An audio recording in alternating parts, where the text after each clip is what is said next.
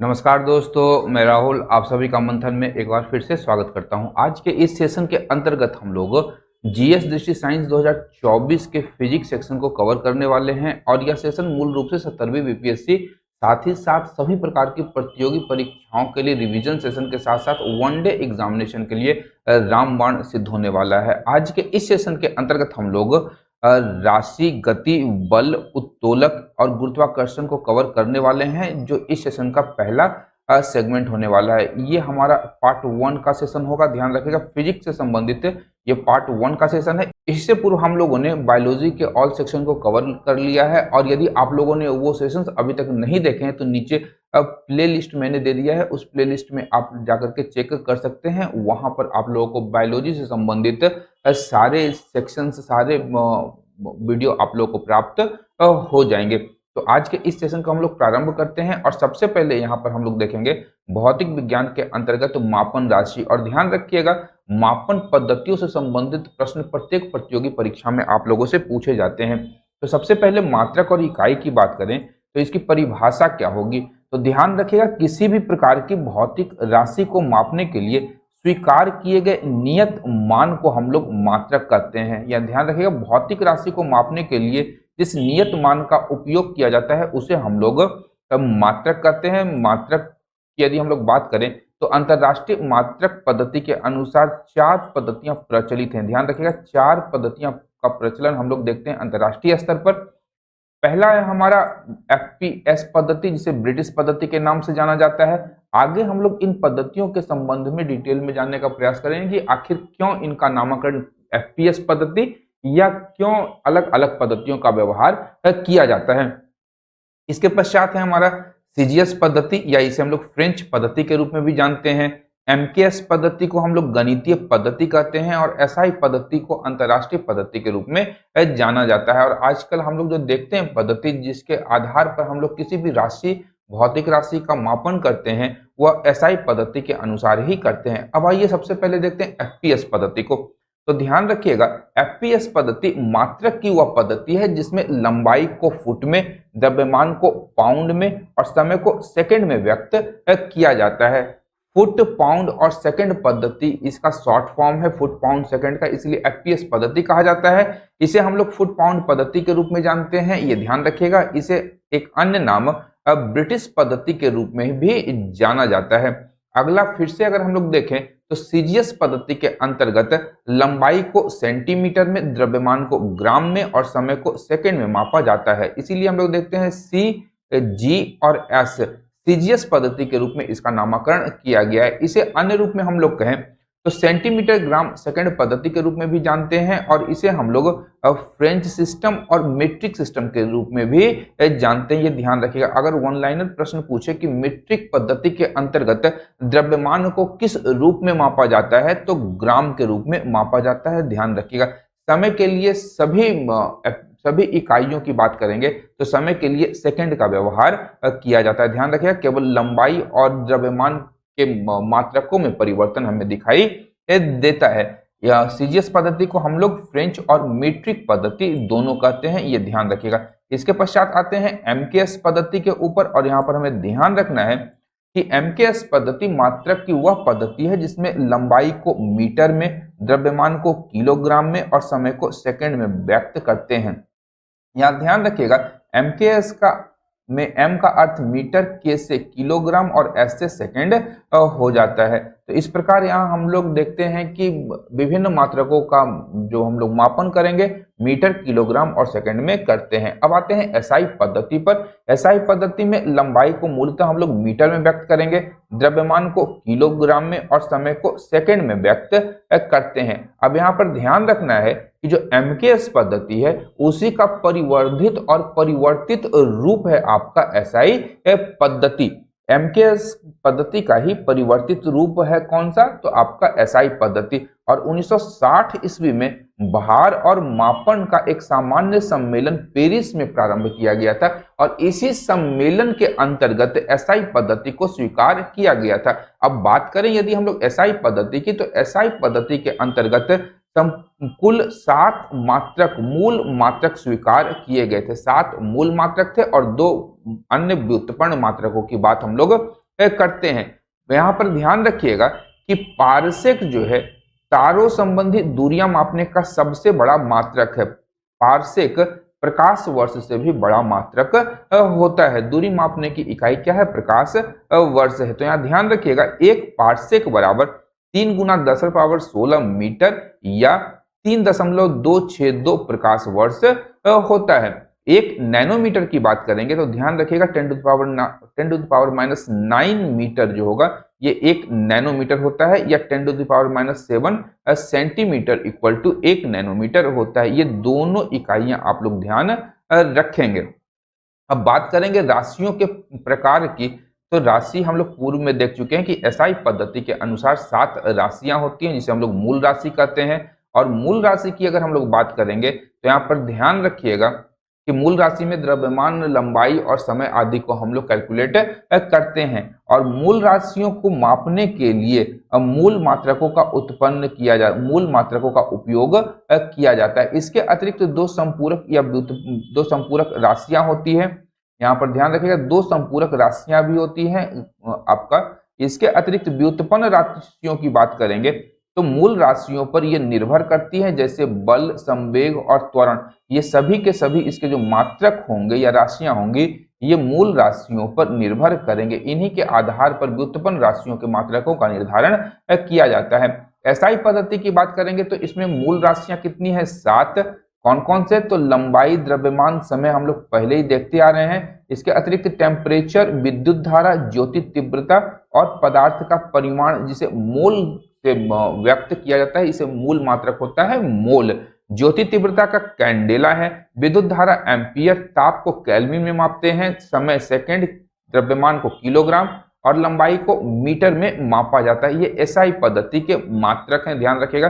प्रत्येक एग्जाम में विद्युत धारा, ज्योति तीव्रता, पदार्थ का परिमाण और ताप से संबंधित मात्रक पूछे जाते हैं, तो ये आपको ध्यान में रखना है। संपूरक मात्रकों की बात करेंगे तो दो है, कोण का मात्रक और घन कोण का मात्रक। रेडियन और स्टेरेडियन। घन कोण का मात्रक स्टेरेडियन है और कोण का मात्रक रेडियन है। ये दो संपूरक मात्रकों के रूप में हम लोग जानते हैं। और यहाँ पर ध्यान रखना है कि मापन के सभी पद्धतियों में समय के लिए हम लोग सेकंड का ही उपयोग करते हैं, चाहे हम एफपीएस में मापन करें, सीजीएस में मापन करें, एमकेएस में करें, एसआई में करें, जिस भी प्रकार से हम लोग मापन करें उसमें समय के लिए सेकंड का ही प्रयोग किया जाता है।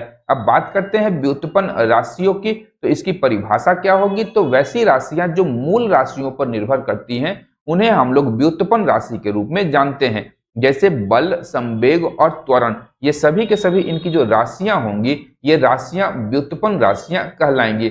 अब ये आप लोगों को ध्यान में रखने की आवश्यकता होगी। 10 के घात से प्रश्न पूछे जाते हैं, चाहे वो नेगेटिव हो चाहे पॉजिटिव हो, तो इसे आप लोग जिस भी प्रकार से करें इसे ध्यान में रखने का प्रयास कीजिएगा।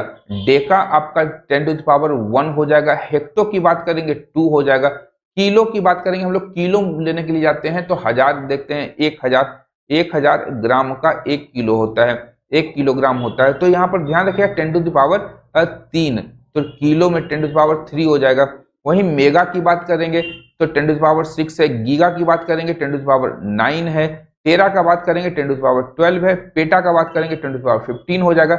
एक्सा की बात करेंगे 10⁻18 हो जाएगा। यानी 10 के घातों में हम लोग इन नामों से व्यक्त करते हैं। वहीं हम लोग जाएंगे अगर माइनस में तो डेसी, डेका के स्थान पर डेसी हो जाएगा आपका। सेंटी 10⁻2 हो जाएगा। मिली 10⁻3 है। माइक्रो यहाँ पर याद रखिएगा नैनो, पिको, फेम्टो और एटो। नैनो, पिको, फर्मी या फेम्टो और एटो। यहाँ ध्यान रखना है कि 10⁹, यहाँ 12, यहाँ 15 और यहाँ 18।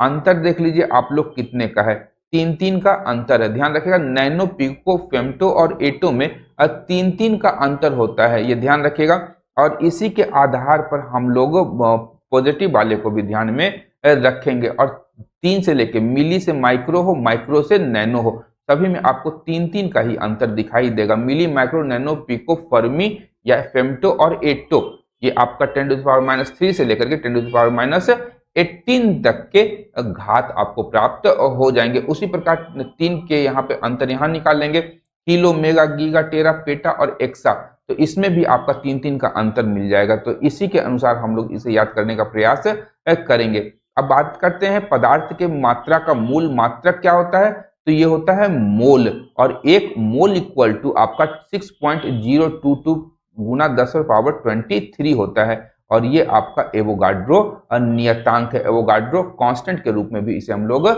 जानते हैं। इसके अतिरिक्त जो दो समपूरक या पूरक राशियां हैं वो है आपका रेडियन और स्टेरेडियन। रेडियन के माध्यम से हम लोग 2D समतल का या जो समतल है उस पर बने कोनों को मापने के लिए किया जाता है, और स्टेरेडियन का प्रयोग 3D कोनों को मापने के लिए या ठोसीय कोनों को मापने के लिए प्रयोग किया जाता है। घन क्या यदि हमें मापना होगा तो वहां पर हम लोग 3D स्टेरेडियन का प्रयोग करेंगे, और 2D के मामले में रेडियन का प्रयोग किया जाएगा। मोल पदार्थ के परिमाण का मात्रक है, द्रव्यमान का नहीं, ये ध्यान रखिएगा। मोल से हम लोग पदार्थ के परिमाण का मापन करते हैं, न कि उसके द्रव्यमान का। अब यहाँ पर कुछ उपकरणों के नाम दिए गए हैं, तो ध्यान रखिएगा इन उपकरणों से संबंधित भी प्रश्न हमेशा पूछे जाते हैं। सबसे पहले दिया गया है वायुमंडल दाब को किससे मापा जाता है, तो बैरोमीटर से मापा जाता है। साधारण बैरोमीटर में हम लोग किसका प्रयोग करते हैं, तो पारा का प्रयोग करते हैं। यहाँ पर ध्यान रखिएगा कि हम लोग घर में जो थर्मामीटर का उपयोग करते हैं फीवर वगैरह शरीर का टेम्परेचर लेने के लिए, उस शरीर के टेम्परेचर लेने वाले थर्मामीटर में भी पारा का उपयोग किया जाता है। वहीं हम लोग बात करें दूध के आपेक्षिक घनत्व को ज्ञात करने के लिए लैक्टोमीटर का उपयोग किया जाता है, और यहाँ पर ध्यान रखना है कि लैक्टोमीटर से ही हम लोग शुद्ध दूध का पता लगाते हैं कि दूध में कितना पानी मिलाया गया है। वायु की आर्द्रता को मापने के लिए, ह्यूमिडिटी को मापने के लिए हाइग्रोमीटर का उपयोग किया जाता है। वायु में उपस्थित आर्द्रता का मापन हाइग्रोमीटर से किया जाता है। अब यहाँ पर हम लोग बीमा निकालेंगे, तो ध्यान रखिएगा बीमा हमेशा MLT में निकाला जाता है, MLT में निकाला जाता है बीमा। और यहाँ पर आप लोग ध्यान रखिएगा अगर किसी भी भौतिक राशि का आपको मात्रक पता है तो आप उसका बीमा निकाल सकते हैं। मात्रक पता होने से बीमा निकाल सकते हैं। M द्रव्यमान के लिए, L लंबाई के लिए और T समय के लिए प्रयोग किया गया है। तो ध्यान रखिएगा MLT में हम लोग बीमा रखते हैं, और अगर हम लोग मीटर प्रति सेकंड स्क्वायर देखें तो इसका बीमा अगर हम लोग को लिखना होगा तो MT-2 इसका क्या हो जाएगा, बीमा हो जाएगा। ये ध्यान रखिएगा। तो इसी प्रकार से आप लोग सारे का बीमा निकाल सकते हैं। केवल आपको पता क्या होनी चाहिए, उसकी भौतिक राशि या मात्रक, भौतिक राशि का मात्रक पता होना चाहिए। अब राशियों की बात करेंगे तो राशियां दो प्रकार की होती हैं। एक है आपका सदिश राशि, एक है अदिश राशि। स्केलर क्वांटिटी आपका अदिश राशि और सदिश राशि वेक्टर क्वांटिटी होती है। अब दोनों में अंतर क्या है, तो ध्यान रखिएगा दिशा का दोनों में अंतर होता है। केवल एक चीज याद रखिएगा, दोनों में अंतर क्या है, दिशा।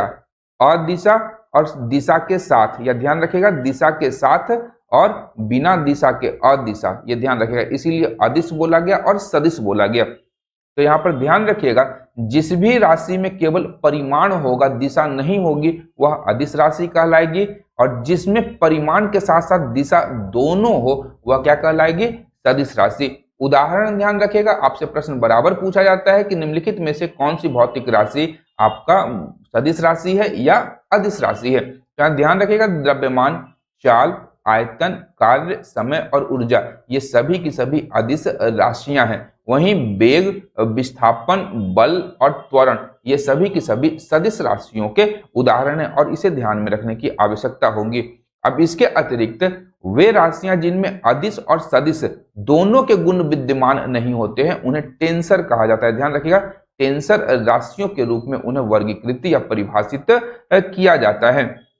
अब यहाँ पर ध्यान रखना है आपको कुछ परिवर्तनों को, जैसे 1 इंच में कितना सेंटीमीटर होता है, 1 इंच में कितना सेंटीमीटर होता है, ये सब चीजें आपको ध्यान में रखने की आवश्यकता होगी। और मूल रूप से नॉटिकल माइल को, समुद्री दूरी को हम लोग नॉटिकल माइल में मापते हैं, तो 1.824 kilometre equal to 1 nautical mile होता है। वहीं 1 एंगस्ट्रम की बात करेंगे तो 1 एंगस्ट्रम इक्वल टू 10⁻⁻10 मीटर हो जाएगा।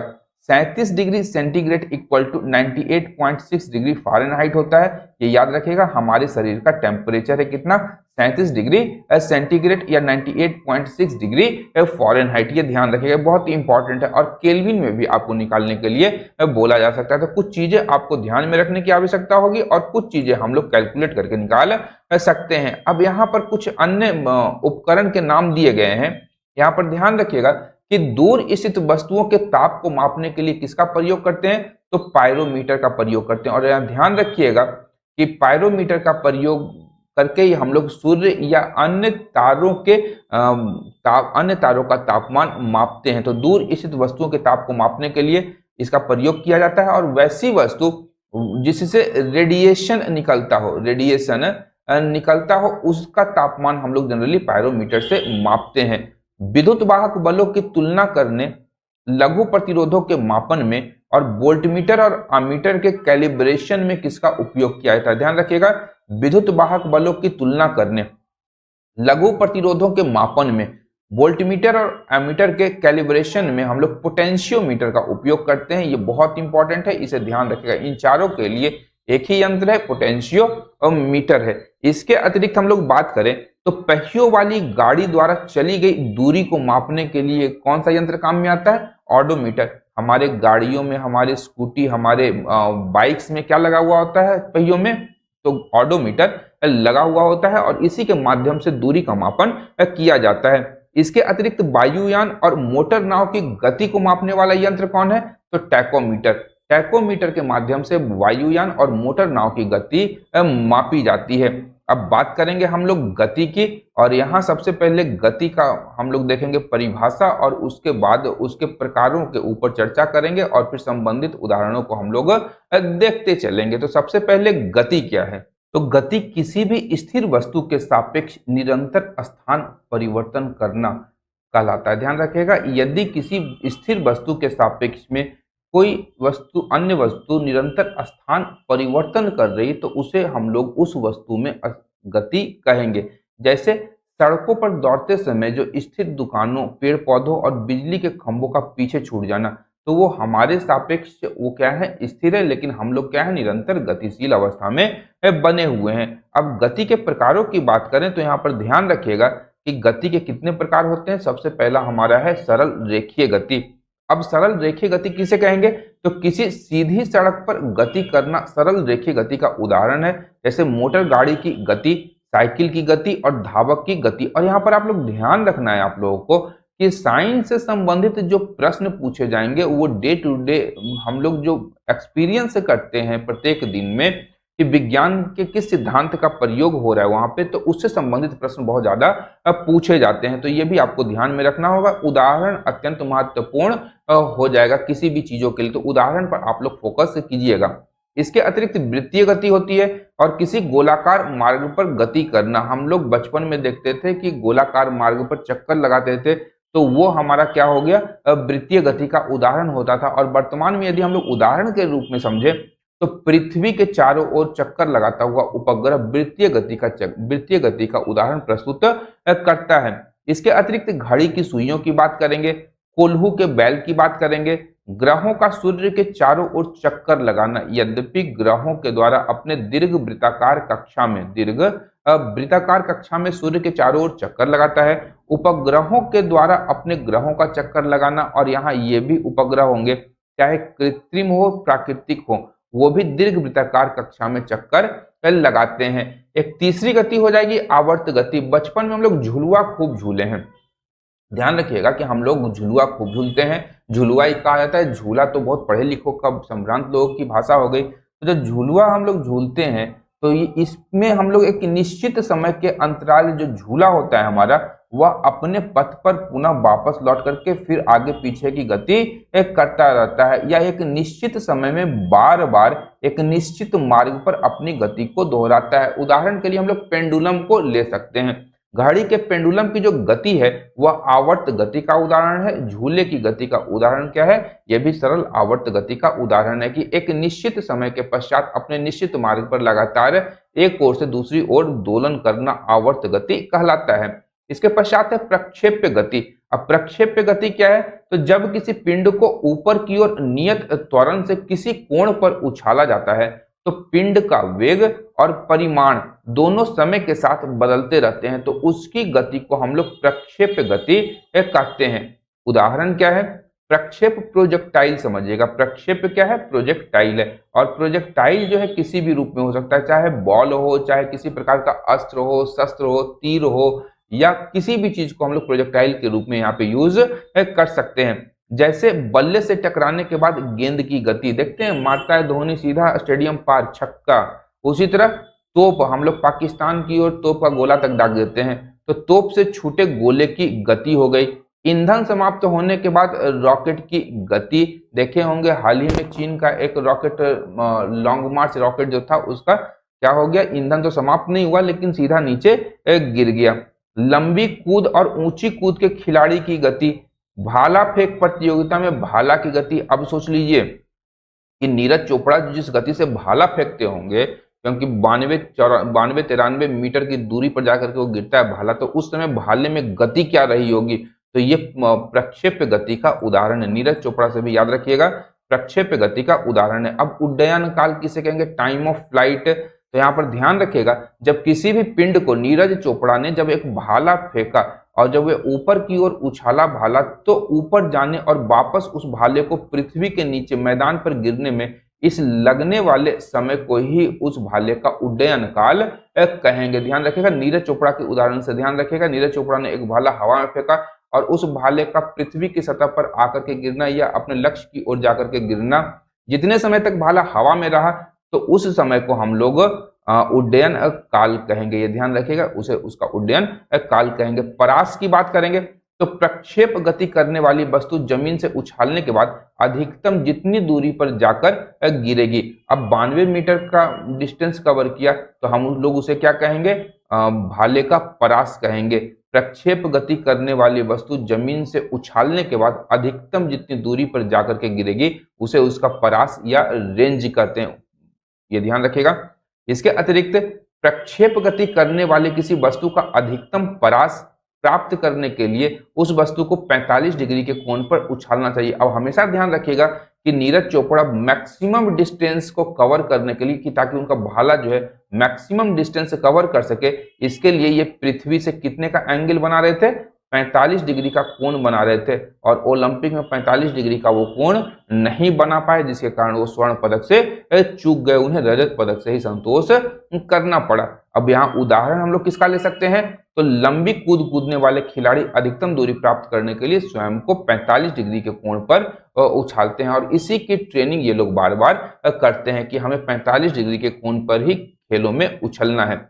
अधिकतम ऊंचाई क्या कहेंगे? Maximum height. तो प्रक्षेप गति करने वाले पिंड को ऊपर उछालने पर अधिकतम ऊंचाई तक तभी पहुंचता है जब उसे लगभग 90 डिग्री के कोण पर ऊर्ध्वाधर की ओर उछाला जाता है। अब यहाँ पर ध्यान रखिएगा, तो जो हमारा प्रक्षेप गति था उसमें हम लोग 45 डिग्री के एंगल पर भेज रहे थे, तो ये हमारा मैक्सिमम डिस्टेंस कवर कर रहा था। लेकिन अब हमें क्षैतिज अवस्था में सबसे ऊंचाई पर फेंकना होगा, तो इसके लिए हमें 90 डिग्री का एंगल बनाना होगा, तभी हमारा प्रोजेक्टाइल जो होगा वो मैक्सिमम ऊपर तक डिस्टेंस कर पाएगा। तो क्षैतिज नहीं, ऊर्ध्वाधर अवस्था में, ऊर्ध्वाधर की ओर जब हम लोग ऊपर उछालेंगे तब ये 90 डिग्री के एंगल पर उछालेंगे, तब 90 डिग्री के एंगल पर जाएगा, तो ये मैक्सिमम डिस्टेंस ऊपर की ओर कवर करेगा। अब ऊंची कूद वाले खिलाड़ी होते हैं वो अपने शरीर को लगभग 90 डिग्री के कोण पर उछालता है, तभी वो मैक्सिमम हाइट प्राप्त कर पाता है। ये ध्यान में रखना है आपको। अब बात करेंगे उर्ध्व या गुरुत्वीय गति की, तो ये आपको ध्यान में रखना है, उर्ध्व या गुरुत्वीय गति क्या होती है। तो यहां ध्यान रखना है आपको कि जब कोई वस्तु ऊपर से नीचे की ओर आती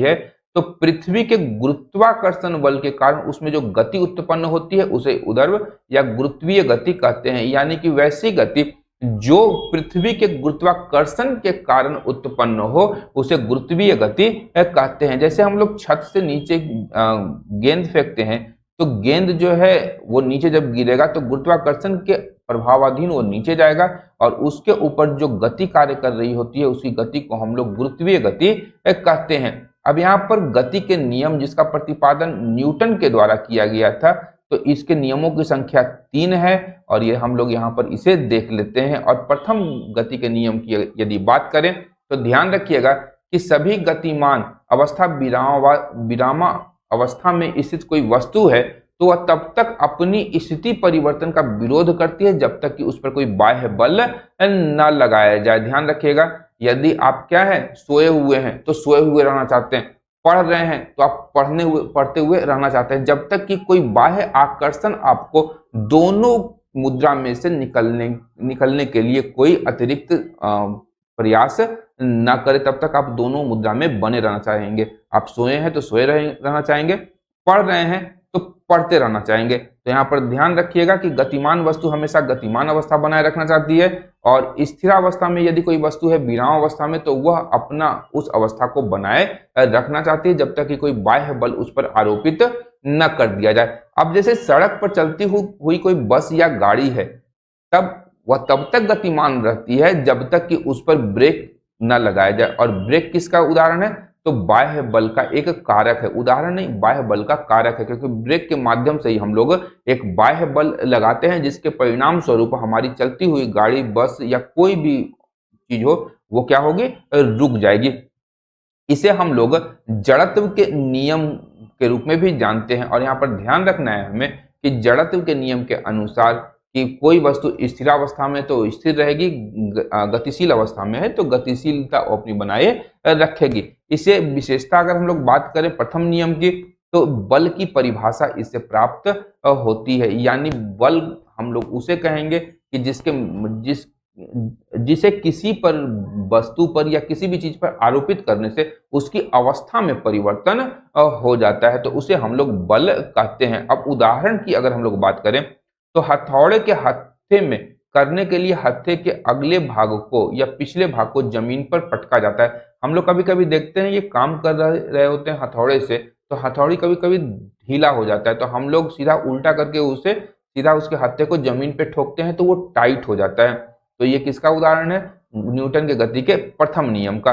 गोली मारने पर कांच में गोल छेद का होना किंतु पत्थर मारने पर उसका टुकड़े टुकड़े होना, क्योंकि गोली का जो स्पीड होता है पत्थर के स्पीड से ज्यादा होता है, इसलिए स्मूथली वो वहां से छेद करके निकल जाती है। लेकिन जब हम लोग पत्थर मारेंगे उसकी गति कम होगी, कांच पूरा चूर चूर हो जाता है। कंबल से धूल झाड़ने के लिए उसे डंडे से पीटा जाता है तो इससे क्या होता है, धूल जो होता है सारा झड़ जाता है। चलती हुई गाड़ी पर अचानक रुकने पर उसमें बैठे यात्रियों का आगे की ओर झुकना पहले नियम का उदाहरण हो गया। रुकी हुई गाड़ी के अचानक चलने पर उसमें बैठे यात्रियों का पीछे की ओर झुकना, यह भी आपका पहले नियम का उदाहरण है। और न्यूटन के गति के प्रथम नियम को हम लोग गैलीलियो का नियम या जड़त्व का नियम भी कहते हैं। तो उदाहरण के साथ में इसके अन्य नामों को भी आप लोग ध्यान में रखेंगे ताकि उदाहरण से यदि कोई प्रश्न पूछा जाता है तो उसका सही सही उत्तर आप लोग दे पाए। अब बात करते हैं न्यूटन के दूसरे नियम की, तो इसमें हम लोगों को मिलता है बल का मात्रक। तो बल बराबर दिया गया है द्रव्यमान गुना त्वरण, इससे बल का मात्रक भी हमें प्राप्त हो जाता है। यानी कि किसी वस्तु पर आरोपित बल, किसी वस्तु पर यदि हम लोग बल आरोपित करेंगे तो उस वस्तु के द्रव्यमान और उसमें उत्पन्न त्वरण के गुणनफल के बराबर वह बल होता है। ध्यान रखिएगा, आरोपित बल उस वस्तु के द्रव्यमान और उसमें उत्पन्न त्वरण के गुणनफल के बराबर हो जाएगा। विशेषता क्या होगी? यदि त्वरण जो है शून्य हो जाए तो बल भी शून्य हो जाएगा और द्रव्यमान सदैव अपरिवर्तित रहता है। वस्तु का द्रव्यमान कभी परिवर्तित नहीं होता है, यह ध्यान रखिएगा, केवल त्वरण में परिवर्तन दिखाई देता है। अब न्यूटन की गति का तृतीय नियम क्या है कि जब किसी वस्तु द्वारा किसी दूसरी वस्तु पर कोई बल लगाया जाता है तो दूसरी वस्तु द्वारा भी पहली वस्तु पर एक प्रतिक्रिया बल लगाया जाता है, यानी क्रिया के विपरीत और बराबर प्रतिक्रिया होती है। हम किसी को धक्का देंगे तो सामने वाला भी क्या करेगा, धक्का देने का प्रयास करेगा। तो ये आपका न्यूटन की गति के तीसरे नियम का उदाहरण हो जाएगा। तीसरे नियम की विशेषता की बात करें तो क्रिया और प्रतिक्रिया बल सदैव बराबर होंगे। क्रिया और प्रतिक्रिया बल सदैव अलग अलग वस्तुओं पर लगते हैं। क्रिया और प्रतिक्रिया बल सदैव एक दूसरे के विपरीत दिशा में कार्य करते हैं। आप सामने से धक्का दे रहे हैं तो सामने वाला भी आपको धक्का दे रहा है, तो क्या है, विपरीत दिशा में है और दोनों अलग अलग वस्तुओं पर लग रहा है, लेकिन दोनों क्या हो रहा है, क्रिया और प्रतिक्रिया बल सदैव बराबर होते हैं। इसे हम लोग क्रिया प्रतिक्रिया नियम के रूप में भी जानते हैं। अब यहाँ उदाहरण रखिएगा, उदाहरण के रूप में ध्यान रखना है हमें कि जब हम लोग रबर की गेंद को जमीन पर पटकते हैं तो होता क्या है, तो क्रिया बल गेंद द्वारा जमीन पर लगेगा। गेंद और जमीन दोनों अलग अलग वस्तु है, ये ध्यान रखिएगा। गेंद जितना बल जमीन पर लगाती है, जमीन द्वारा उतना ही बल गेंद पर लगेगा। यहाँ पर क्रिया और प्रतिक्रिया बल दोनों बराबर हैं और बिना बल के गेंद द्वारा ऊपर से नीचे कार्य करता है, और जबकि प्रतिक्रिया बल जमीन के द्वारा नीचे से ऊपर की ओर कार्य करता है, यानी कि दोनों की दिशा इस यहाँ पर विपरीत है। अन्य उदाहरणों के रूप में करें तो ऊंचाई से यदि हम लोग गिरते हैं तो हमें हमेशा चोट लग जाती है। क्यों चोट लगेगी, तो ये आपका क्रिया प्रतिक्रिया का नियम है। और गेंद को जमीन पर पटकने पर गेंद क्या होती है, उछलने लगती है। यह भी आपका जितना बल गेंद लगा रहा है उतना ही बल पृथ्वी भी सतह भी लगा रही, पृथ्वी की सतह भी उस गेंद पे लगा रही, जिसके परिणाम स्वरूप जमीन पर गेंद को पटकने से रबर की जो गेंद होती है वो उछल करके दूर जाती है। अब बात करेंगे गतिमान वस्तु में विद्यमान गुण। अब कोई चीज गतिमान है तो उसके गुण क्या क्या हो सकते हैं। पहला क्या है, दूरी और विस्थापन। बड़ा डेंजरस चीज है आपका दूरी और विस्थापन। तो जब हम लोग यदि किसी मार्ग पर चलते हैं तो उस मार्ग की वास्तविक लंबाई को दूरी या डिस्टेंस कहा जाता है। केवल परिमाण होता है दूरी में, इसमें दिशा नहीं होती है। यह एक अदिश राशि है और यह शून्य नहीं हो सकती। दूरी कभी भी शून्य नहीं होगी, दूरी हमेशा क्या होगी, पॉजिटिव में होगी और ये आपका हमेशा 1 2 3 4 5 अंकों में होगी। विस्थापन की बात करें तो ध्यान रखिएगा कि विस्थापन क्या है, तो किसी भी पिंड के द्वारा चले गए दूरी को हम लोग विस्थापन कहते हैं। लेकिन यहाँ पर ध्यान रखिएगा कि प्रारंभिक और अंतिम बिंदु के मध्य सबसे छोटी दूरी विस्थापन कहलाती है। यानी प्रारंभिक बिंदु भी होना चाहिए और अंतिम बिंदु भी होना चाहिए। इसमें परिमाण के साथ साथ दिशा भी होती है, सदिश राशि है, ये शून्य हो सकती है, ये शून्य हो सकती है। उदाहरण के रूप में अगर हम लोग समझे तो यहाँ ध्यान रखिएगा कि दूरी क्या है, दूरी डिस्टेंस है। दूरी क्या है, डिस्टेंस है किसी भी मार्ग का। तो यहाँ ध्यान रखिएगा कि अगर हम लोग यहाँ से यहाँ तक जा रहे हैं तो हमारी दूरी क्या है, मान लीजिए 1 किलोमीटर है, तो ये आपका दूरी 1 किलोमीटर हो गया। यहाँ से यहाँ तक फिर हम लोग वापस लौट करके चले आते हैं तो विस्थापन हम लोग यहाँ पर क्या देखते हैं कि विस्थापन वापस अपने उसी स्थान पे पहुंच गए जहां पर से हम लोगों ने यात्रा प्रारंभ की थी। तो विस्थापन हमारा हो गया 0, शून्य हो गया विस्थापन। लेकिन डिस्टेंस हम लोगों ने कवर किया 1 किलोमीटर इधर से और 1 किलोमीटर इधर से, यानी टोटल 2 किलोमीटर का डिस्टेंस हम लोगों ने यहाँ पे कवर कर लिया। लेकिन विस्थापन क्या हो गया हमारा 0, क्योंकि जहां पे थे वहीं पर आकर के हम लोग निपट गए। अब आइए, किसी समयांतराल में वस्तु या पिंड द्वारा तय किया गया मार्ग की लंबाई को दूरी कहते हैं। इसका एसआई मात्रक क्या है, मीटर। अदिश राशि है, धनात्मक होगी। वायु में ध्वनि की चाल की बात करें तो सामान्यतः 332 मीटर पर सेकेंड होता है। वायु में ध्वनि की चाल सामान्यतः 332 मीटर पर सेकेंड होता है। अब विस्थापन किसे कहेंगे, तो निश्चित दिशा में दो बिंदुओं के मध्य की सबसे छोटी दूरी को विस्थापन कहते हैं। एसआई मात्रक क्या है, तो मीटर। राशि क्या है, सदिश राशि, या शून्य, धनात्मक या ऋणात्मक, तीनों हो सकता है। ध्यान रखिएगा, विस्थापन शून्य भी हो सकता है, धनात्मक भी हो सकता है और ऋणात्मक भी हो सकता है। ये आपको ध्यान में रखना है। अब हम लोग बात करें आगे कुछ अन्य राशियों पर, तो उसके विषय में यहाँ पे हमें ध्यान में रखना होगा। अब त्वरण की बात करें, एक्सेलरेशन, तो त्वरण की बात करें तो यहाँ ध्यान रखना है कि समय के साथ वस्तु के वेग में आया परिवर्तन, वस्तु के वेग में परिवर्तन समय के सापेक्ष को त्वरण कहते हैं। मात्रक क्या है, तो मीटर प्रति सेकंड स्क्वायर। राशि कैसी है, सदिश राशि। त्वरण इक्वल टू क्या होता है, तो हमारा अंतिम वेग, फाइनल वेलोसिटी में हम लोग प्रारंभिक वेग, इनिशियल वेलोसिटी को घटा देंगे और इसे समय से डिवाइड कर देंगे, तो हमारा क्या निकल जाएगा, त्वरण निकल जाता है। तो ध्यान रखिएगा v minus u by T, ये ध्यान रखिएगा, इसे हम लोग क्या कहेंगे, त्वरण कहेंगे। लेकिन अगर त्वरण ऋणात्मक है तो उसे मंदन कहा जाएगा। a equal to minus v minus u by t यानी प्रारंभिक वेग, अंतिम वेग बटा बटा समय, ये आपका मंदन का उदाहरण हो जाएगा। ये आपका मंदन का उदाहरण हो जाएगा। अब बात करें चाल और स्पीड की, वेलोसिटी और वेग की। तो यहाँ ध्यान रखना है कि प्रति इकाई समय में चली गई दूरी को चाल या स्पीड कहते हैं। वहीं प्रति इकाई समय में उत्पन्न विस्थापन को हम लोग वेग कहते हैं। चाल इक्वल टू चली गई दूरी बटा समय है, दूरी बटा समय चाल हो जाएगा। वेग इक्वल टू विस्थापन बटा समय हो जाएगा। कोई भी वस्तु कितने समय में विस्थापित हुई है उसे हम लोग वेग के रूप में संदर्भित करते हैं। चाल क्या है? अदिश राशि, लेकिन वेग एक सदिश राशि है। दोनों का मात्रक मीटर प्रति सेकंड होता है। यहाँ ध्यान रखिएगा, रेखीय चाल इक्वल टू कोणीय चाल गुना पथ की त्रिज्या। रेखीय चाल, यदि कोई वस्तु कोणीय चाल या किसी वृत्ताकार पथ पर चल रही है तो उसकी कोणीय चाल और पथ की त्रिज्या में हम लोग जब गुना करते हैं तो हमारा रेखीय चाल निकल जाता है। अब गति के समीकरण की बात करेंगे तो तीनों समीकरण को आपको ध्यान में रखना है। तीनों इनफैक्ट चारों समीकरणों को याद में रखना है। यहाँ ध्यान रखिएगा कि v equal to u plus a t होता है, s equal to u plus half a t square. A यहाँ पर त्वरण है, u आपका प्रारंभिक स्पीड हो गया, t समय हो गया और s दूरी हो गया। यहाँ पर ध्यान रखिएगा v अंतिम वेग है, u आपका प्रारंभिक वेग, a त्वरण और s जो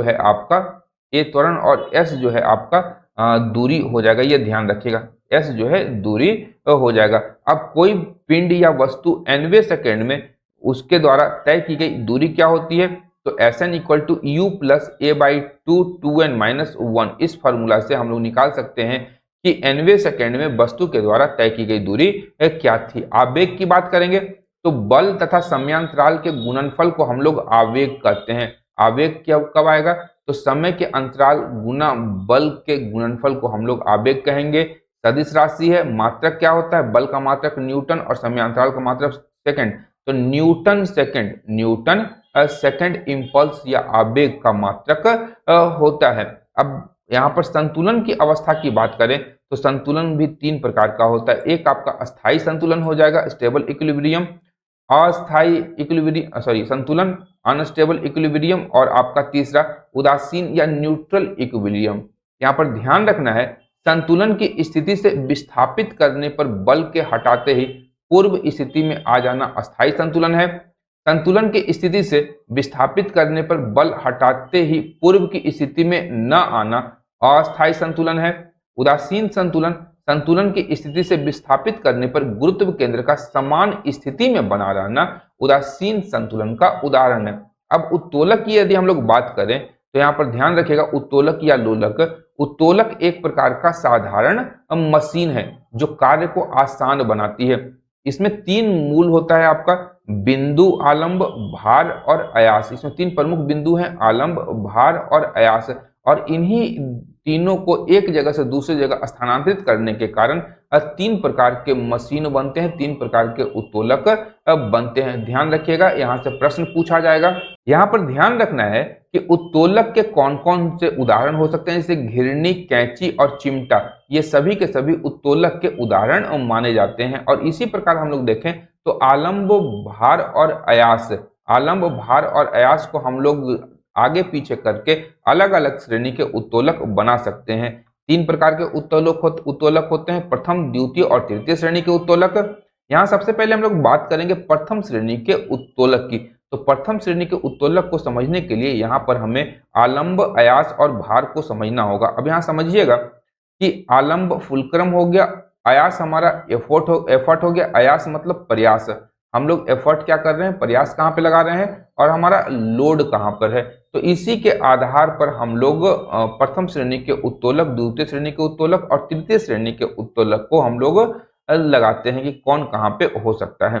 तो प्रथम श्रेणी के उत्तोलक की जब हम लोग बात करेंगे तो ध्यान रखिएगा कि इसमें जो आलंब है, फुलक्रम जो है वो मध्य में होगा, ये आपका मध्य में होता है, और एक और अयास, एफर्ट और एक और भार रखा जाता है। ये आपका प्रथम श्रेणी का उत्तोलक हो गया। अब उदाहरण की बात करेंगे तो फुलक्रम हमारा देखें तो ध्यान रखिएगा वह स्थल जहां पर इसकी मूवमेंट होता है।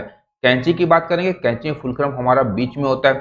सीसॉ झूला की बात करेंगे, सिंडासी की बात करेंगे, प्लास की बात करेंगे। आप लोग इलेक्ट्रिसिटी का काम अगर करते हैं या किसी चीज को पकड़ने के लिए तो प्लास का व्यवहार करते हैं। साइकिल का ब्रेक हो गया, हैंडपंप हो गया। ये सभी के उदाहरण आप लोग ध्यान में रखिएगा, बहुत इंपॉर्टेंट उदाहरण है और इससे आपका प्रश्न पूछा जा सकता है कि निम्नलिखित में से कौन सा प्रथम श्रेणी का उत्तोलक है, कौन सा द्वितीय श्रेणी का उत्तोलक है, कौन सा तृतीय श्रेणी का उत्तोलक है। तो ध्यान रखिएगा, प्रथम श्रेणी में आलम जो फुलक्रम होगा, जहां मूवमेंट हो रहा है, मूवमेंट वाला स्थान हमारा बीच में होगा और जो एफर्ट होगा वो एक साइड में और भार दूसरी साइड में होगा। द्वितीय श्रेणी की बात करेंगे तो जो हमारा भार होगा, आलंब और अयास, भार हमेशा कहाँ होगा, बीच में होगा। एक ओर प्रयास या एफर्ट होगा, दूसरी ओर फुलक्रम होगा, ये ध्यान रखिएगा।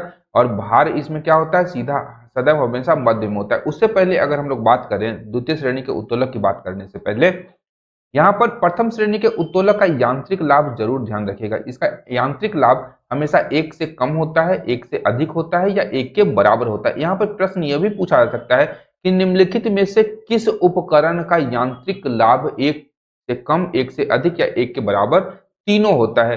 तो यहाँ पर द्वितीय, तृतीय श्रेणी और प्रथम श्रेणी के उत्तोलक या मशीनों का यहाँ पे नाम दिया रहेगा ऑप्शंस में, ये ध्यान रखना है आपको। अब आइए द्वितीय श्रेणी के उत्तोलक में, तो हमेशा यहाँ पर जो फुलक्रम होगा ये एक ओर होगा और दूसरी ओर अयास या एफर्ट हमें लगाना होगा। बीच में फुलक्रम होगा, जहाँ पे संपूर्ण लोड रखा जाता है। जैसे नींबू निचोड़ने वाली मशीन, आगे देखते हैं हमेशा मूवमेंट होता रहता है और पीछे पकड़ के हम लोग दबाते हैं, बीच में नींबू रखते हैं और फिर निचोड़ते हैं बढ़िया से और मजा से हम लोग नींबू पानी वगैरह बनाते हैं। इसके बाद है सरौता। सरौता से मूलतः हम लोग सुपारी काटते हैं। सुपारी आप लोगों ने देखा होगा, तो पान के साथ सुपारी जो खाते हैं उसे सरौता से काटा जाता है। एक किनारे पे हमारा आलम्ब होता है, बीच में सुपारी रखा जाता है और साइड से पकड़ के दबा देते हैं। कचरा ढोने वाली गाड़ी, पहिए वाली कचरा ढोने की गाड़ी भी क्या होगा, तो द्वितीय श्रेणी का उत्तोलक है। यांत्रिक लाभ क्या होता है, सदैव एक से अधिक होगा, ये ध्यान रखिएगा। आपसे ये प्रश्न पूछा जा सकता है कि किस श्रेणी के उत्तोलक का यांत्रिक लाभ सदैव एक से अधिक होगा, तो द्वितीय श्रेणी के उत्तोलकों का, ये ध्यान रखिएगा। इसके पश्चात बात करेंगे तृतीय श्रेणी के उत्तोलक की, तो अयास जो होगा हमारा वो बीच में होगा। प्रयास कहाँ करेंगे हम लोग, बीच में करेंगे। एक और फुलक्रम होगा और एक और हमारा भार होगा। ये इमेज से आप लोग देख सकते हैं, अयास कहाँ है हमारा, बीच में। प्रयास हम लोग यहाँ पे कर रहे हैं, बल जो लगा रहे हैं यहाँ पे, और आलम्ब जो है हमारा एक और है, आलम्ब आगे की ओर लगा हुआ है। उदाहरण के लिए बात करें तो हमारा मनुष्य का हाथ, हम अपने हाथ को देखें तो अयास कहाँ है हमारा, मूवमेंट कहाँ कर रहा है, कोहनी मूवमेंट कर रहा है, भार लगा रहे हैं, हथेलियों से हम लोग भार लगा रहे हैं और ऊपर कंधे से हम लोग देखते हैं कि क्या है, वहां पर हमारा आलम्ब बना हुआ है, मूवमेंट कर रहा है, वो ध्यान रखिएगा। इसके अतिरिक्त चिमटा की बात करेंगे, स्टेपलर की बात करेंगे। स्टेपलर जो कागज में लोग पिन मारते हैं, रोटी बनाते हैं, तो रोटी बनाने के लिए जो चिमटा का उपयोग किया जाता है, बीच में हम लोग दबाते हैं, न कि साइड में या आगे में। आगे से पकड़ते हैं और पीछे हमारा फुलक्रम बना हुआ रहता है। इसका इस प्रकार के मशीनों का यांत्रिक लाभ कितना होगा, सदैव एक से एक कम होता है। द्वितीय श्रेणी और तृतीय श्रेणी के उत्तोलकों के लिए केवल एक है कि सदैव एक से अधिक या एक से एक कम होगा यांत्रिक लाभ, लेकिन प्रथम श्रेणी के उत्तोलक या मशीन जो होंगे उनका यांत्रिक लाभ सदैव एक से अधिक या एक से एक कम हो सकता है, ये ध्यान रखना है आपको। एक से कम, एक से अधिक या एक के बराबर हो सकता है। अब बात करेंगे बल की, तो बल की परिभाषा क्या है, तो ध्यान रखिएगा, बल वह राशि है या बल वह है जिससे हम लोग किसी को पीट सकते हैं। हमारे पास बल होगी, बल की शक्ति होगी, तभी तो हम लोग किसी पर धौंस जमा सकते हैं अपना। वैसे धौंस जमाना या हिंसा किसी चीज का समाधान नहीं है, वो नहीं करना है, हमें यहाँ पर समझना है बल को। तो बल वह कारक है जिससे गतिमान या विराम वस्तु की स्थिति में परिवर्तन हम लोग ला सकते हैं। कोई दौड़ रहा है, उसे हमें पकड़ना है, तो पकड़ने के लिए संपूर्ण शक्ति का प्रयोग करेंगे और उसे हम लोग रोक लेते हैं। तो वहां पर जिस कारक के द्वारा हम लोगों ने रोका है उसे हम लोग बल कहेंगे। बल इक्वल टू क्या है, तो द्रव्यमान गुना त्वरण, द्रव्यमान गुना त्वरण को हम लोग बल कहेंगे। और एसआई मात्रक क्या होता है, न्यूटन। सीजीएस मात्रक क्या है, डाइन, और यह एक सदिश राशि है। 1 न्यूटन बराबर 10⁵ डाइन होता है, ध्यान रखिएगा। ये सभी चीजें आपको विभिन्न प्रतियोगी परीक्षाओं में पूछी जाती हैं, तो इसे आप लोग ध्यान में रखेंगे। अब आते हैं बल कितने प्रकार के होते हैं, तो बल मुख्यतः 4 प्रकार के होते हैं। पहला कौन है, प्रबल बल, नाभिकीय बल नाभिक के अंदर लगता है। कमजोर और क्षीण बल होता है कुछ, और आपका गुरुत्वाकर्षण बल। यहाँ पर ध्यान रखिएगा, जो नाभिकीय बल होता है वो सबसे मजबूत बल होता है। नाभिकीय बल सबसे मजबूत बल का उदाहरण है। वहीं परमाणु के नाभिक में जो प्रोटॉन और न्यूट्रॉन है वो नाभिकीय बल के द्वारा ही आपस में बंधे होते हैं। ये बहुत इंपॉर्टेंट है, याद रखिएगा।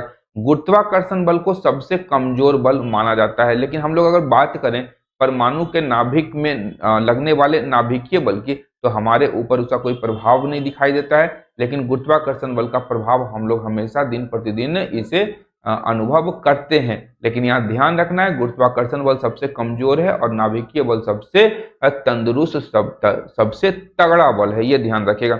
अब बात करते हैं बल आघूर्ण की। तो बल आघूर्ण, मोमेंट ऑफ फोर्स क्या है?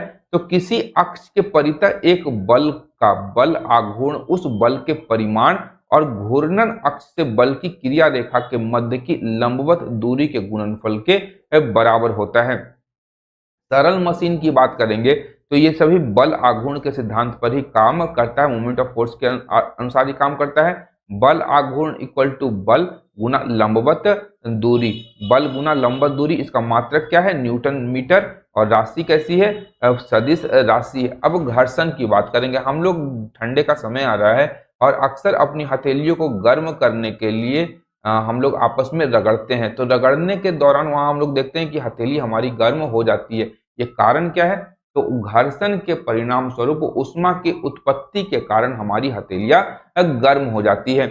और घर्षण को यदि हम परिभाषित करें तो ध्यान रखिएगा कि घर्षण एक प्रकार का बल है जो संपर्क में रखी दो वस्तुओं के मध्य कार्य करता है और एक दूसरे की गति का वह विरोध करता है। विशेषता क्या है? तो घर्षण बल की दिशा वस्तु की गति के विपरीत होती है। यानी वस्तु यदि आगे की ओर कार्य कर रहा है, आगे की ओर चल रहा है, तो घर्षण बल सदैव इसके पीछे की ओर कार्य कर रहा होगा। इसकी दिशा हमेशा क्या होगी? घर्षण की हमेशा दिशा गति के विपरीत होती है। घर्षण कितने प्रकार का होता है? तो स्थैतिक घर्षण है, लोटनिक घर्षण है और सर्पी घर्षण है। ये तीन प्रकार के घर्षण होते हैं। अब यहाँ पर बात करें तो स्थैतिक घर्षण का जो मान होगा वह सबसे अधिक होता है, सर्वाधिक होता है स्थैतिक घर्षण का मान। और लोटनिक घर्षण का, जो लोट के घर्षण लग रहा है, उसका मान क्या होगा? सबसे कम होगा। ये ध्यान रखिएगा, लोटनिक घर्षण का मान सबसे कम होता है। अब घर्षण बल की निर्भरता की यदि हम लोग बात करें तो घर्षण बल केवल सतहों की प्रकृति पर निर्भर करता है। यानी सतह की प्रकृति कैसी है उस पर निर्भर करता है घर्षण बल। सतह के प्रकार कैसे हो, कितने होते हैं? तो या तो सतह खुरदरा होगा या तो चिकना सतह होगा। अब यहाँ पर ध्यान रखिएगा कि चिकना सतह का जो घर्षण बल का मान होगा वह सबसे कम होता है, इसीलिए चिकने सतहों पर अक्सर हम लोग फिसल जाते हैं। वहीं खुरदरे सतह की बात करेंगे तो यहाँ पर घर्षण बल का मान सर्वाधिक होता है और इसीलिए हम लोग देखते हैं कि खुरदरे सतहों पर हम लोग कम फिसलते हैं। काई वाले जगह पे आप चले जाइए तो वहां पे क्या होता है? हम लोग गिर जाते हैं। क्यों गिरते हैं? क्योंकि उसका सतह चिकना होता है। चिकना सतह होने के कारण जो हमारा घर्षण बल है उसका मान सबसे कम होता है, जिसके परिणाम स्वरूप हम लोग फिसल जाते हैं काई वाले स्थान पे। अब बात करेंगे यहाँ पे हम लोग घर्षण गुणांक का मान कैसे बढ़ाया जाए। घर्षण गुणांक का मान हम लोग बढ़ाएंगे कैसे? तो सतह को खुरदरा बना देंगे तो घर्षण गुणांक का मान बढ़ जाएगा, अपने आप हो जाएगा। टायरों को खांचेदार बनाया जाता है। अगर हम लोग सपाट, अब सोचिए कि आपके स्कूटी का जो टायर है एकदम चिकना कर दिया जाए और आप ब्रेक मारिए तो क्या होगा? क्या होगा अगर एकदम कर दे चिकना पूरा आपके बाइक या स्कूटी का जो टायर है उसे कंप्लीट चिकना कर दिया जाए, सड़क पे उसे दौड़ाइए, फिर मजा देखिए क्या होता है। वहां पर घर्षण उत्पन्न नहीं होगा, घर्षण गुणांक का मान क्या होगा? न्यूनतम हो जाएगा। तो हम लोग क्या होंगे? फिसल करके हमारा एक्सीडेंट हो सकता है। तो इसीलिए घर्षण गुणांक के मान को बढ़ाने के लिए हमारे जो बाइक्स हैं, स्कूटीज हैं या जो भी व्हीकल्स हैं उसके टायरों को खांचेदार बनाया जाता है ताकि जो घर्षण गुणांक है वो बढ़ जाए। वहीं जूते चप्पल की सोल में नीचे गोटियां बनाई जाती है और अगर गोटियां नहीं बनाएंगे तो हम आगे चलने के साथ जितनी बार अपने पैर आगे बढ़ाएंगे उतनी बार हम लोग गिरते जाएंगे।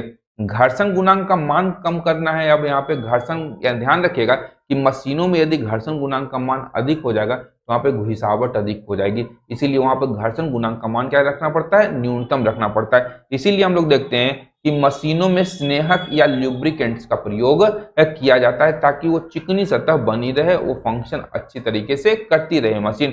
तो बॉल बेरिंग का हम लोग प्रयोग करते हैं, ये घर्षण गुणांक के मान को कम कर देगा, या फिर हम लोग मशीनों की सतह को चिकना कर देते हैं जिसके परिणाम स्वरूप घर्षण गुणांक का मान कम हो जाएगा। घर्षण से होने वाली हानि क्या है, तो मशीनों के कलपुर्जे घिस जाते हैं। अब इस कलपुर्जे के घिसाव को कम करने के लिए ही हम लोग स्नेहक या लुब्रिकेंट का प्रयोग करते हैं। हैंडपंप का वॉशर जो होता है घिसकर टूट जाता है, लगातार हम लोग हैंडपंप चलाते रहते हैं तो उसका वॉशर क्या होता है, घिस जाता है और फिर टूट जाता है। मशीन कार्य करते करते गर्म हो जाती है, गाड़ियों के टायर घर्षण के कारण घिस जाते हैं, या लगातार आप हम लोग क्या करेंगे, ब्रेक मारते हैं अगर बहुत स्पीड के साथ में, तो हम लोग देखते हैं कि टायर के पीछे से धुआं निकलता है। धुआं क्यों निकलता है, इसी घर्षण के कारण निकलता है। या बहुत से लोग स्टंट करते हैं बाइक्स के साथ में, तो एक्सीलेटर पूरा दे देते हैं और ब्रेक पूरे जबरदस्त तरीके से उसे रखते हैं, और पीछे का टायर पूरा घूम रहा होता है, आगे का टायर ऐसे ही स्थिर रहता है और पीछे के टायर से धुआं निकलता है। और उसके बाद जो हमारे पिताजी के चप्पलों से जब पिटाई होती है तो घर्षण के कारण ही हमारे शरीर पर क्या होता है, चोट के निशान बनते हैं और वहां पे दर्द का अनुभव होता है। अब बात करते हैं गुरुत्वाकर्षण की। ये सब मजाक में लीजिएगा, आप लोग रियल वर्ल्ड में स्टंट वगैरह ना करें, बेहतर होगा, क्योंकि जो हम लोग देखते हैं टीवी वगैरह पे या अन्य जगहों पे वो हाईली ट्रेंड प्रोफेशनल्स होते हैं, ये ध्यान रखिएगा। अन्यथा हम लोग देखते हैं कि बाइक को लेकर के 200 और 300 की रफ्तार पे, भाई आज 300 की रफ्तार को अचीव कर लिया, केटीएम की तरह। ध्यान रखिएगा, केटीएम का कुछ फुल फॉर्म भी होता है। अब आइए गुरुत्वाकर्षण। गुरुत्वाकर्षण की बात करेंगे तो परिभाषा दी गई है। तो परिभाषा क्या है, तो दो पिंडों के मध्य लगने वाले आकर्षण बल का परिमाण दोनों पिंडों के द्रव्यमानों के गुणनफल के अनुक्रमानुपाती और उनके बीच की दूरी के वर्ग के व्युत्क्रमानुपाती होता है। दो पिंड है हमारा, दो पिंड है M1 और M2, दो पिंड है, इनके द्रव्यमानों का जो गुणनफल होगा M1 गुना M2 जो होगा, दो पिंडों के मध्य लगने वाले आकर्षण बल का जो परिमाण होगा दोनों पिंडों के द्रव्यमानों के गुणनफल के अनुक्रमानुपाती होगा, F directly proportional to M1 गुना M2, और इन दोनों के बीच की दूरी यानी R मान लीजिए दूरी, तो इनके बीच की दूरी के वर्ग का व्युत्क्रमानुपाती होता है। तो F इक्वल टू M1 गुना M2 बटा R स्क्वायर हो जाएगा। ये ध्यान रखना है, ये हमें ध्यान रखना है। F is directly proportional to M1 M2 by R square. अब यहाँ पर G एक नियतांक के रूप में लाया गया जिसे हम लोग गुरुत्वाकर्षण नियतांक कहते हैं। इसका मान कितना होता है ये ध्यान रखना है हमें, 6.67 गुना 10⁻11 न्यूटन मीटर स्क्वायर प्रति केजी स्क्वायर गुरुत्वाकर्षण नियतांक का मान होता है। अब गुरुत्वाकर्षण की बात करेंगे तो खोज कौन किया, तो हमारे न्यूटन बाबा जो थे एक दिन बैठे हुए थे बाग में सेब के पेड़ के नीचे, और एक सेब जो है ऊपर से नीचे गिर जाता है। परंतु आज तक मुझे यह समझ में नहीं आया कि न्यूटन बाबा बहुत तरह का प्रयोग करते होंगे और उन प्रयोग के दौरान, प्रयोग करने के दरमियान उनके हाथ से बहुत सी चीजें नीचे गिर जाती होंगी। तो क्या उस समय न्यूटन बाबा ने ये नहीं सोचा कि आखिर ये वस्तु नीचे क्यों गिरी, आखिर वो सेब को देख करके ही ऐसा क्यों सोचे, या उन्होंने ये क्यों नहीं कभी सोचा कि जो पत्तियां हल्की होती हैं वो नीचे क्यों गिरती हैं पेड़ से गिर करके, वो ऊपर हवा में क्यों नहीं उड़ जाती हैं। तो बहुत सारे प्रश्न हैं इस सेब वाले प्रश्न पे। ढूंढा सर आइजैक न्यूटन ने, ये बहुत बेहतर है, लेकिन सेब के पेड़ की कहानी मेरे पल्ले आज तक नहीं पड़ी। तो किस पुस्तक में है इस गुरुत्वाकर्षण के नियम का प्रतिपादन, तो आइजैक न्यूटन की पुस्तक है द प्रिंसिपिया, उसमें इस सिद्धांत का प्रतिपादन किया गया है। और ये बताए हैं न्यूटन के द्वारा कि वह बल जिसके द्वारा ब्रह्मांड के प्रत्येक पिंड अथवा कण एक दूसरे को अपनी ओर आकर्षित करते हैं उसे गुरुत्वाकर्षण बल कहते हैं। गुरुत्व के अधीन आकर्षण, ये ध्यान रखिएगा, संधि विच्छेद करेंगे तो क्या निकलेगा, गुरुत्व धन आकर्षण, यानी गुरुत्व के अधीन जो आकर्षण है उसे ही हम लोग गुरुत्वाकर्षण बल कहते हैं। और पृथ्वी भी ऊपर से आने वाली प्रत्येक वस्तु को गुरुत्वीय बल के द्वारा ही अपनी ओर आकर्षित करती है, जिसे हम लोग पृथ्वी का गुरुत्वाकर्षण बल कहते हैं। ये ध्यान रखना है आपको। इसके पश्चात केपलर के नियम, आइए केपलर के नियम को देखते हैं। तो ग्रहों की गति के संबंध में केपलर ने 3 नियम का प्रतिपादन किया। पहला नियम कहलाया कि सभी ग्रह सूर्य के चारों ओर दीर्घ वृत्ताकार इलिप्टिकल कक्षाओं में परिक्रमण करते हैं जिसके एक फोकस पर सूर्य होता है। ध्यान रखिएगा, सूर्य के चारों ओर जो ग्रह एक दीर्घ वृत्ताकार कक्षा में परिक्रमण करते हैं, प्रथम नियम है। दूसरा नियम है कि सूर्य से किसी ग्रह को मिलाने वाली रेखा समान समयांतरालों में समान क्षेत्रफल पार करती है। यानी हम लोग कह सकते हैं कि प्रत्येक ग्रह का जो क्षेत्रीय वेग होता है वह नियत होता है। ध्यान रखिएगा, यह आपका क्षेत्रीय वेग से संबंधित जो आपका सिद्धांत है यह द्वितीय नियम कहलाता है। तृतीय नियम में कहा गया है कि किसी भी ग्रह के परिक्रमण काल का वर्ग उसकी दीर्घ वृत्ताकार कक्षा के अर्ध दीर्घ अक्ष के तृतीय पात या घन के तृतीय घात या घन के अनुक्रमानुपाती होता है। तो t square is directly proportional to a cube. ये यहाँ क्या है, अर्ध दीर्घ अक्ष। अब इसमें बताया गया है कि इस नियम के अनुसार सूर्य से अधिक दूर के ग्रहों का परिक्रमण काल क्या होगा, अधिक होगा। अब यहाँ ध्यान रखना है कि यदि पृथ्वी अपनी वर्तमान चाल से 17 गुनी अधिक चाल से घूमने लगे तो हम लोग भूमध्य रेखा पर शून्य गुरुत्व विहीन या गुरुत्वाकर्षण का अनुभव नहीं कर पाएंगे। वहां पर वस्तु का भार क्या हो जाएगा, शून्य हो जाएगा। हम लोग हवा में तैरने लगेंगे, जैसे सुनीता विलियम मैम जो है वो अंतरिक्ष में तैर रही हैं, उसी प्रकार की स्थिति भूमध्य रेखा पर हो जाएगी, गुरुत्व विहीन क्षेत्र बन जाएगा। अब उपग्रहों की बात करेंगे, सैटेलाइट्स की, तो किसी भी उपग्रह के चारों ओर परिक्रमा करने वाले पिंड को उपग्रह के रूप में परिभाषित किया जाता है। उपग्रह की जो कक्षीय चाल होती है उसकी पृथ्वी तल से ऊंचाई पर निर्भर करती है, बहुत ही इंपॉर्टेंट है, ध्यान रखिएगा इसको। और पृथ्वी तल से दूरी बढ़ने पर उपग्रह की चाल क्या हो जाएगी, कम हो जाएगी। इसीलिए भूस्थैतिक उपग्रह को हम लोग देखते हैं कि वो एक तरह से स्थिर दिखाई देती है और उसका काफी समय भी लेती है, चाल भी उसका कम हो जाता है। उपग्रह की कक्षीय चाल उसके द्रव्यमान पर निर्भर नहीं करता है, यह भी ध्यान रखिएगा। एक ही कक्षा में स्थापित अलग अलग भार वर्ग के जो उपग्रह होते हैं उसकी कक्षीय चाल क्या होती है, उसके द्रव्यमान पर निर्भर नहीं करती है, यह ध्यान रखिएगा, कक्षा पर निर्भर करती है। उपग्रह का परिक्रमण काल कक्षा की परिधि बटा कक्षीय चाल, ये ध्यान रखिएगा, उपग्रह का परिक्रमण काल कहलाता है। उपग्रह की कक्षीय चाल की बात करेंगे तो किसी पिंड के चारों ओर वृत्तीय कक्षा में परिक्रमण करने वाले उपग्रह की चाल क्या होगी, VO equal to RE root G by r. VO आपका कक्षीय चाल है, RE पृथ्वी पिंड की त्रिज्या है, पृथ्वी या किसी पिंड की त्रिज्या है जिस पिंड के चारों ओर वह उपग्रह चक्कर लगा रहा है। यहाँ पिंड की स्थिति के संदर्भ में हम लोग पृथ्वी को ले लेंगे, तो पृथ्वी की त्रिज्या हमारा RE है, ये ध्यान रखिएगा। गुरुत्वीय त्वरण क्या है, G है, और R क्या है, कक्षा की त्रिज्या है। और इसी के आधार पर हम लोग निकाल सकते हैं कि किसके मान में बढ़ोतरी होने पर या घटोतरी होने पर कक्षीय चाल में क्या, उपग्रह के कक्षीय चाल में क्या परिवर्तन हो सकता है, इस सूत्र से हम लोग निकाल सकते हैं। अब गुरुत्वीय त्वरण की बात करेंगे G की, तो ध्यान रखिएगा कि मुक्त रूप से किसी ऊंचाई से पृथ्वी की ओर फेंकी गई वस्तु में पृथ्वी के गुरुत्व के कारण उत्पन्न त्वरण को गुरुत्वीय त्वरण कहते हैं। मात्रक क्या हो जाएगा, तो मीटर प्रति सेकंड स्क्वायर। यहाँ ध्यान रखिएगा कि पृथ्वी के गुरुत्वाकर्षण के कारण किसी वस्तु में उत्पन्न त्वरण को गुरुत्वीय त्वरण कहते हैं।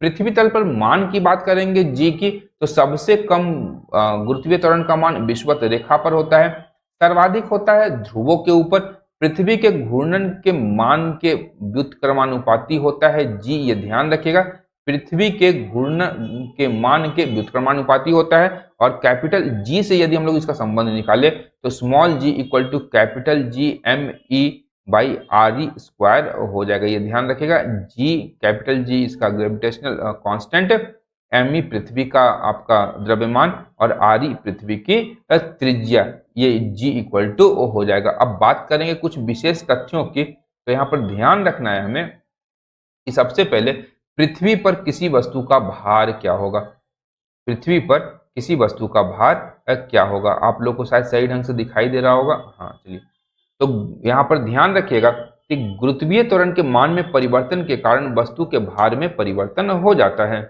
यानी कहने का आशय यहाँ पर है कि किसी भी वस्तु का, जो कि पृथ्वी पर किसी भी वस्तु का जो भार है वह ध्रुवों पर सर्वाधिक होता है, ये ध्यान रखिएगा।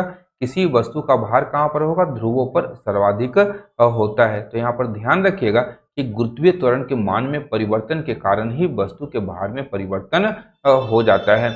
वहीं ध्रुवों की बात करेंगे तो ध्रुवों पर गुरुत्वीय त्वरण का मान सर्वाधिक होता है, वहीं विषुवत रेखा पर सबसे कम होता है। और पृथ्वी के केंद्र की ओर जाएंगे तो वहां पर किसी वस्तु का भार क्या हो जाएगा, शून्य हो जाएगा। ये ऑब्जेक्टिव प्रश्न में आपसे पूछा जाता है बराबर, ये ध्यान रखिएगा।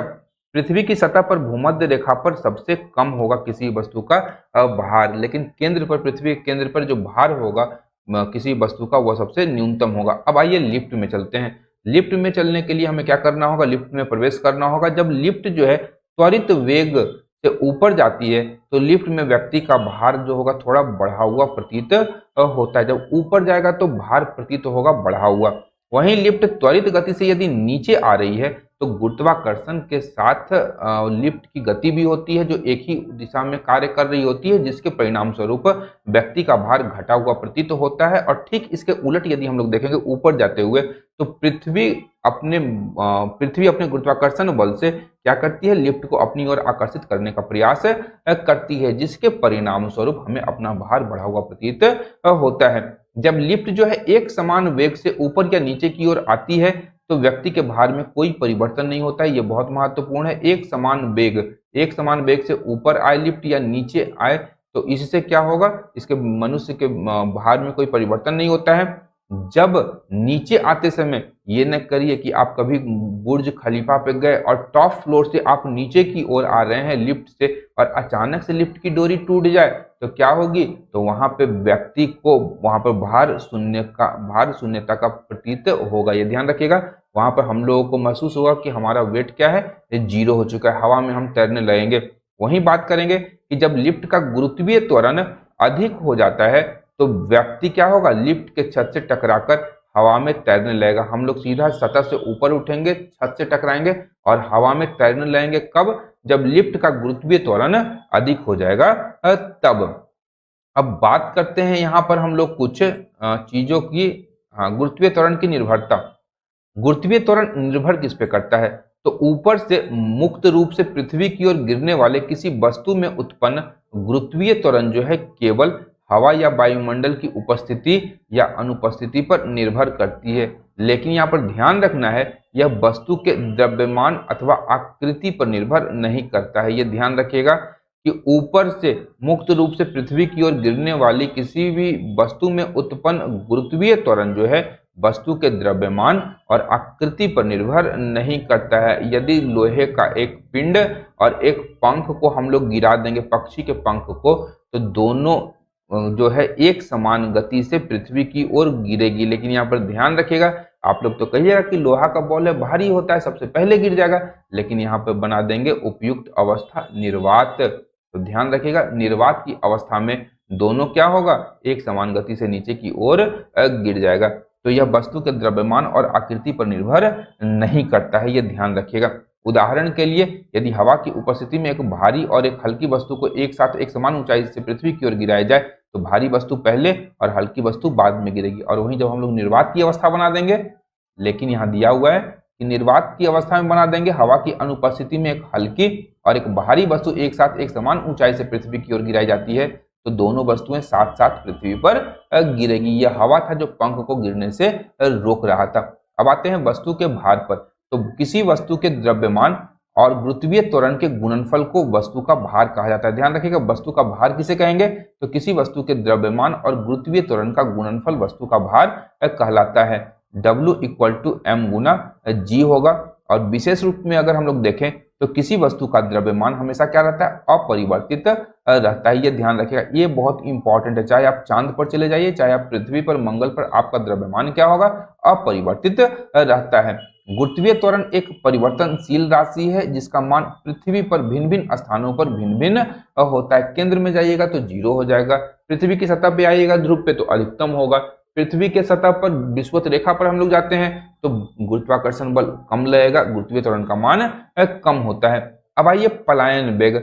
आखिर वह कौन सा वेग होगा जिसका उपयोग करके हम लोग सीधा पृथ्वी से ऊपर की ओर भाग जाएंगे। ठीक है, रॉकेट ऊपर की ओर जाता है तो उसके लिए पलायन वेग या एस्केप वेलोसिटी क्या होती है, तो यह एक न्यूनतम वेग है पलायन वेग। जिससे किसी पिंड को पृथ्वी की सतह से ऊपर फेंके जाने पर वह गुरुत्वीय क्षेत्र को, पृथ्वी के गुरुत्वीय क्षेत्र को पार कर जाता है और वापस पृथ्वी पर नहीं लौटता है। उसे ही हम लोग एस्केप वेलोसिटी या पलायन वेग कहते हैं। पलायन वेग इक्वल टू क्या होगा, वीई। वीई पलायन वेग को डिनोट करते हैं इक्वल टू √2 GRE, यानी जी आपका गुरुत्वीय त्वरण और RE पृथ्वी की त्रिज्या। तो ये पलायन वेग का मान होता है और पृथ्वी के लिए पलायन वेग का मान कितना है, 11.2 किलोमीटर पर सेकंड। 11.2 किलोमीटर पर सेकंड की रफ्तार से अगर आप लोग पृथ्वी से छूटते हैं, निकलते हैं, तो आप पृथ्वी गुरुत्वाकर्षण से बाहर निकल जाइएगा। और पलायन वेग का मान जो होता है वो वस्तु के द्रव्यमान और प्रक्षेपण कोण पर निर्भर नहीं करता है। ये भी ध्यान रखिएगा, बहुत इंपॉर्टेंट है।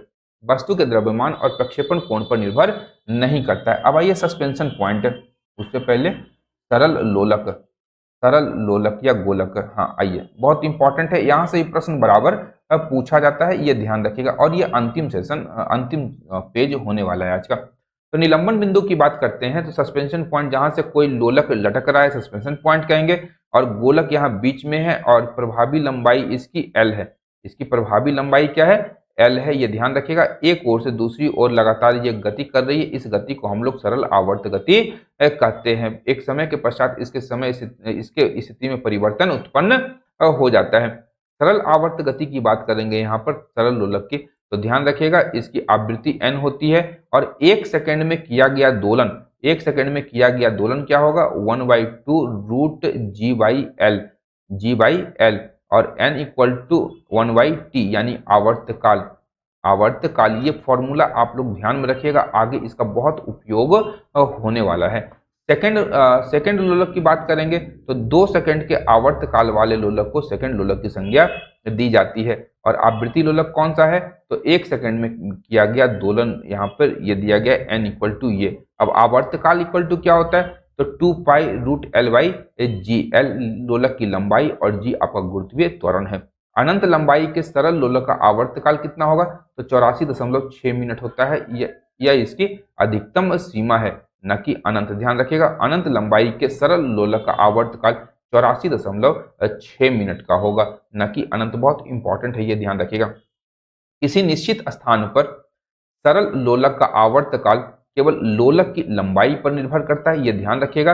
और लंबाई बढ़ने पर आवर्तकाल क्या होगा, बढ़ जाता है। यहाँ पर फॉर्मूला ध्यान रखिएगा आप लोग कि लंबाई बढ़ रहा है, लंबाई बढ़ने पर, लंबाई जब बढ़ेगा तो आवर्तकाल क्या हो जाएगा, बढ़ जाएगा। T is directly proportional to L है, लंबाई बढ़ेगा तो ये क्या हो जाएगा, आवर्तकाल भी हमारा बढ़ जाएगा। ये √L हो जाएगा, सॉरी ये √L हो जाएगा। और यहाँ पे क्या हो जाएगा, T square directly proportional to L। लंबाई बढ़ेगा तो हमारा आवर्तकाल भी बढ़ जाएगा, ये ध्यान रखिएगा।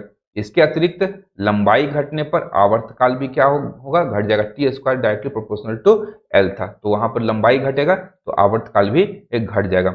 अब हम लोग बात करते हैं यहाँ पर कुछ तथ्यों की, ये बड़ा इंपॉर्टेंट है, बहुत प्रश्न पूछा जाता है यहाँ से। पहला है, एक लड़की झूले पर बैठी स्थिति में झूल रही, पहले बैठी हुई लड़की, उसके बाद लड़की खड़ा हो जाती है, तो उसका जो दोलन आवर्तकाल होगा, झूले का आवर्तकाल वह क्या हो जाएगा, कम हो जाएगा। तो प्रभावी लंबाई क्या हो रही है, और झूले की प्रभावी लंबाई ये घट जाएगी, झूले की प्रभावी लंबाई घट जाएगी, जिसके कारण झूला का आवर्तकाल क्या हो जाएगा, घट जाएगा। झूला धीरे धीरे दोलन करने लगेगा। लोलक घड़ियां गर्मियों में क्या होती है, सुस्त हो जाती है। क्यों सुस्त हो जाएगी, तो L जो होगी प्रभावी लंबाई लोलक की ये बढ़ जाएगी। प्रभावी लंबाई जब बढ़ेगी तो हमारा घड़ी का दोलन काल क्या हो जाएगा, बढ़ जाएगा। तो धीरे धीरे घड़ी हमारा चलना प्रारंभ कर देगी, घड़ी सुस्त हो जाएगी, ये ध्यान रखिएगा। कृत्रिम उपग्रहों को पृथ्वी से ट्रैक किया जाता है किसके द्वारा, तो डॉपलर प्रभाव के द्वारा। और डॉपलर रडार, ध्यान रखिएगा, डॉपलर रडार को इंस्टॉल किया जाता है पृथ्वी से कृत्रिम उपग्रहों को ट्रैक करने के लिए। प्रत्येक देश ये करता है, चीन, भारत चीन के लिए करता है, चीन भारत के लिए करता है, अमेरिका भारत और चीन दोनों के लिए करता है। और सभी देश एक दूसरे के उपग्रहों को देखते हैं कि कौन किसका उपग्रह कहाँ पे वो मूव कर रहा है, ये ध्यान रखिएगा, डॉपलर रडार के द्वारा किया जाता है। अब आइए, कक्षीय चाल और पलायन वेग का संबंध क्या है, तो पलायन वेग वी इक्वल टू √2 VO हो जाएगा। VO आपका ऑर्बिटल, ये है क्या, ऑर्बिटल वेग है, कक्षीय चाल है।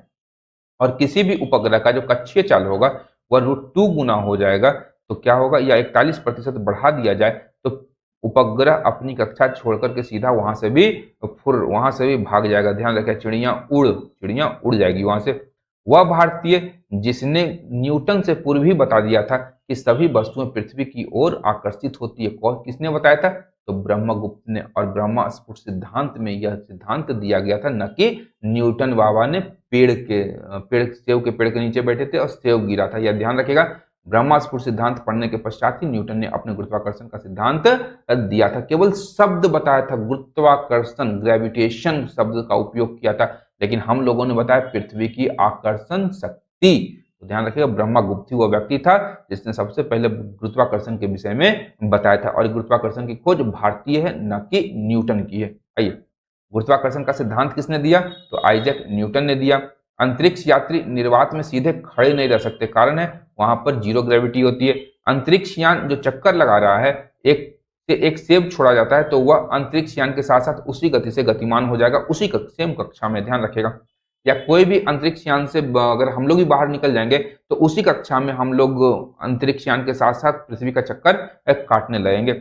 यदि पृथ्वी और सूर्य की दूरी जो कि उसके स्थान पर दोगुनी होती है, तो सूर्य द्वारा पृथ्वी पर गुरुत्वाकर्षण बल जो पड़ता है वह होता है अब जितना है उसका चौथा भाग ही पड़ेगा। क्योंकि क्या हो रहा है, यदि पृथ्वी और सूर्य की दूरी उस स्थान पर दोगुनी हो जाती है, ठीक है, दूरी क्या हो रही है? दोगुनी हो रही है। जब पृथ्वी पर दोनों का डिस्टेंस दोगुना हो रहा है तो यहाँ पर हमारा गुरुत्वाकर्षण बल क्या होगा? उसका चौथा भाग ही काम करेगा पृथ्वी पर, सूर्य का गुरुत्वाकर्षण बल। तो आज के फिजिक्स का सेशन, फर्स्ट का सेशन यहीं पे मैं समाप्त करता हूँ। आशा करता हूँ कि आज के इस सेशन से आप लोगों को उपयोगी और लाभदायक जानकारी मिली होगी। यदि सेशन से लाभ प्राप्त हो रहा है तो चैनल को लाइक, शेयर और सब्सक्राइब करना बिल्कुल भी ना भूलें। अंत तक देखने के लिए धन्यवाद। देखते रहिए मंथन, क्योंकि मैं इस प्रकार की वीडियोस लाता रहता हूँ। धन्यवाद।